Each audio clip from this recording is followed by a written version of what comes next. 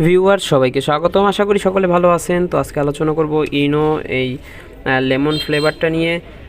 এটা একটা গ্যাস্ট্রিকের স্যাশেট।